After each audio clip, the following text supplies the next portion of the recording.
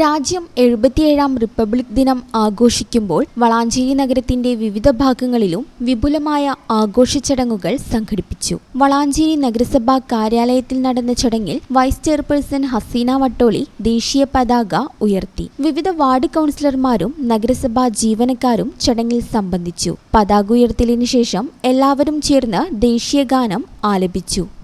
Valanchery service സഹകരണ bank head ഓഫീസിൽ നടന്ന ചടങ്ങിൽ മുഹമ്മദ് പാറയിൽ ദേശീയ പതാക ഉയർത്തി. ബാങ്ക് ജീവനക്കാരും ഭരണസമിതി അംഗങ്ങളും പങ്കെടുത്ത ചടങ്ങിൽ റിപ്പബ്ലിക് ദിനത്തിന്റെ പ്രാധാന്യം വിളിച്ചോതുന്ന സന്ദേശങ്ങൾ കൈമാറി.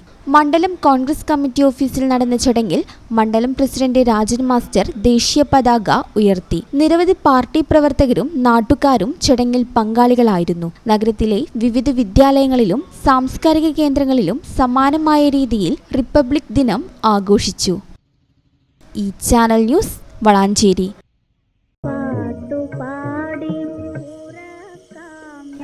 യൂണിവേഴ്സിറ്റിയിൽ അഡ്മിറ്റ് കാർഡ് വന്നുട്ടോ. അത് നന്നായല്ലോ. അപ്പോ ഈ വിസയും ടിക്കറ്റൊക്കെ വേഗം ശരിയാക്കേണ്ടി വരില്ലേ കണ്ണാ? വേണം. കാശ് എത്ര വേണ്ടി വരുടാ? ഒരു 4-5 ലക്ഷം എന്തായാലും വേണ്ടി വരും. എത്ര ദിവസം കിട്ടും നമുക്ക്? 20-25 ദിവസം. അമ്മ ഞാനെന്താ മറുപടി അയക്കണ്ടേ? നീ ഓക്കെ പറഞ്ഞു.